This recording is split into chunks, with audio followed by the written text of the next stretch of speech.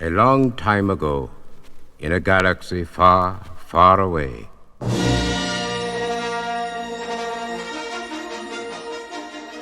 Howdy folks, I hope you're doing well. Welcome back to the channel. If you haven't been here before, check out some of my older videos.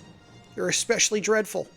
Sorry for not being able to play the music here, but I don't want to get one of those dreaded strikes. Just a prologue here as we watch the original non-New Hope crawl from Star Wars. I'm one of those weird purists. I'm not a fan of the Lucas special editions, the constant re-edits, or the revisionist versions that we're seeing on Disney+. Look, I could go on about this shit for hours, so I'm just going to stop here. I will say, though, if you are interested in the original trilogy, check out the original trilogy site or do some digging on YouTube. You'll find a ton of info on it. Okay, so let me get back to the prologue. Some of you guys may have seen my short that was posted back in May. I actually did it on May the 4th, now that I'm thinking about it. In that short, which you're watching here, I noted that I was working on a lot of projects, including my Star Wars cap. Man, does that feel like a lifetime ago. Anyway, I started recording everything that I was doing to the machine, and as of now, it's still not done. I'm still waiting on the Star Wars mod kit from Retro Lizard. I ordered the damn thing 2 years ago. Supposedly it's shipping soon. I don't know for sure. I had a nice call with Joel, but after that, no tracking info, nothing, just crickets. I'm also looking forward to the Buy Stuff mod. Hopefully we get some info on that soon. But I digress. I've shot hours of footage and I'm going to do my best to whittle it down and put it all together in some sort of coherent video for you guys and gals to check out. There are a few things to note. A majority of this stuff, I shot it on my old 4K camera, so the colors are going to be off a little bit, even after trying to color correct them. I also did a lot of voiceovers behind the camera, so the voiceovers will be a little hodgepodge. Some of me doing my normal voiceover stuff, like what I'm doing now, and what I did behind the camera. This was shot before I realized that I sounded like I was depressed when I was doing my thing. I will keep those old voiceovers to a minimum whenever possible. Lastly, I'll be breaking these videos up into 10 to 15 minute blocks. How many there will be? I'm not sure. I'm just kind of starting here and winging it. If you're still here with me, thank you for joining me on this adventure, and hold on to your hat. Today, we're going to spend some time with the Atari Star Wars Arcade1up. We're going to be installing the Buy Stuff Arcade's Pixelcade Marquee that you see sitting on the GRS Star Wars flight yoke, and the 19-inch BOE with IR sensor integration kit. Yeah, so I'm going to cut myself off right now here. Oh my God, this is terrible. I'll do my best to forego the behind-the-camera voiceovers. Your best. Losers always whine about their best. Winners go home and fuck the prom queen. So yeah, we're going to install the Pixelcade, the 19-inch monitor with the IR sensors, the light gun kit, additional speakers, and so on. Keep an eye on the monitor, the position of that monitor. There's some foreshadowing here that may or may not come back to bite us in the ass later. In this very gritty and grainy shot, I was just trying to point out all the stuff that was in there, like the integration kit, the gaming box, the rumble motor, as well as the GRS flight yoke. The base puck that's down on the bottom there, that's going to get moved to make way for the sub. Just stick with me here, guys. It does get better. So in this shot here, we have the monitors side by side. Unfortunately, it doesn't appear that I shot pulling the monitor out of the cabinet. Good times. Anyway, what we need to do is move the HDMI encoder board over to the new monitor. The problem is there are no holes to screw the encoder board down onto the monitor. So we need to use double-sided tape. The other thing that I took issue with was the ground wire, but more on that later. With the encoder board off and the double-sided tape affixed to it, now we need to pull the backing off, which is always a bit of a pain in the ass. So I just used the razor knife here to kind of get underneath the corner of the backing strip to pull it off. It takes a couple tries, but we're ultimately able to get it done. Once the encoder board was mounted, I zip-tied and neatened everything up as far as the wiring was concerned. To screw down the ground wire, I used a number 1 square screw from my iFixit kit. If you don't have one of those, you can always use a 2.4 millimeter flathead if you have one of those small screwdriver kits. I'll toss a link to those in the description just in case you need them. Sorry for the blurry shot here. I just wanted to note that you should clean the monitor and the plexiglass before you install it. If you've seen my crazy taxi video, the link should be popping up just about now, I discuss this issue in further detail. Essentially what happens, or at least what I think happens, is the dust and debris that's all part of the manufacturing process breaks loose during shipping.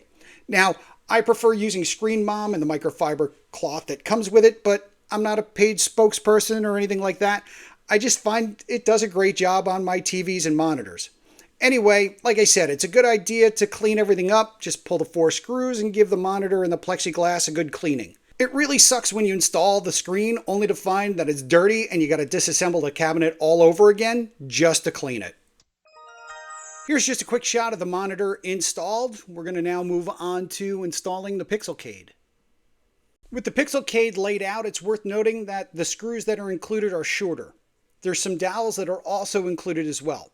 In the next shot, I'll let the other Billy Woods talk about a few things that he noticed before installation. A few other things I wanted to note with regard to the Pixelcade. It was designed for the Ridge Racer, so installing it into the Star Wars cabinet is a tighter fit. The dowels here, these need to go because if we leave them in there, they're in the way. Another thing to note too are the boards here kind of might flop around inside the cabinet. We'll see what happens once we get the Pixelcade in place to see what we can do to kind of neaten things up. So with the marquee in place, I started kind of moving some things around, seeing what we could do. I thought maybe this here would be a good spot, but unfortunately there's some pins on the side of the panel here, kind of tough to see. Plus it intersects with the board that goes up on top. So after moving the controller board around and some trial and error, I ultimately decided that I wasn't going to be happy with any place that I could put it. I had concerns about vibration. I thought if I couldn't secure it someplace, it would be rattling around inside the cabinet, especially when the system was really cranked up. I did some research on Amazon, and I found these 30 centimeter 16-pin flat ribbon cables. These cables gave me the ability to move the controller board around wherever I wanted to place it, which made things nice and easy. Of course, links to these cables will be found in the description below. So after moving some things around and doing some testing, looks like the best spot for the controller board is going to be right here. It'll actually give us some room to get to the SD card if we got to stick our hand underneath here and get to the SD card for any reason. Also the power connector up here will fit nice. So this is where we're going to mount them. I'll see what I could do with cable management, if I could do anything better with that. But I think this is the new home for both of these. I'm going to go ahead and get these mounted and then we'll come back. Here we mounted the controller board. Again, makes it nice and easy to get in here and get to the card if need be, or the USB through the back. Wire tied this up a little bit. Didn't want to make it too tight, didn't want to crush the cabling. And now we have the power supply mounted as well. It looks like this is the side we're going to use to run all the wiring and electrical. So with that, we're going to stop here and move on to the next steps. The next thing that needed to be done was to cut a 1/4 inch notch on both sides of the back panel.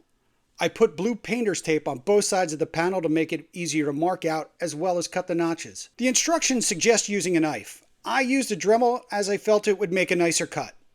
As you can see here with the notches cut out, the panel fits nicely. As we're getting close to the 10-minute mark and I don't want the video to run too long, I guess we'll cover the additional audio, wiring, and the light gun installation in another video. Here's a shot of the finished product as far as the installed back panel is concerned.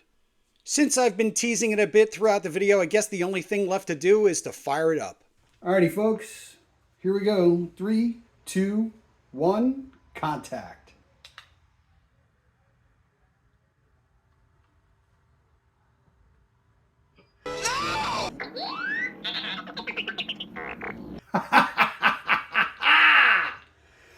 Well, that's awesome. The screen is upside friggin' down. Yeah, so it's not like you guys didn't see that one coming, right?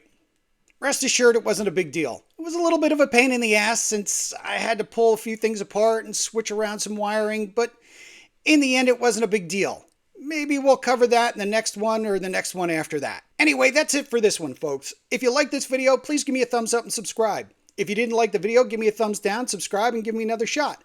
If there's anything you would like me to cover, please let me know. If there's anything you'd like me to change or think I could do better, again, please let me know. If you hung out to the end, thanks for sticking around. I just want to say I appreciate you, I appreciate your time, and as always, stay safe, be well, and take care.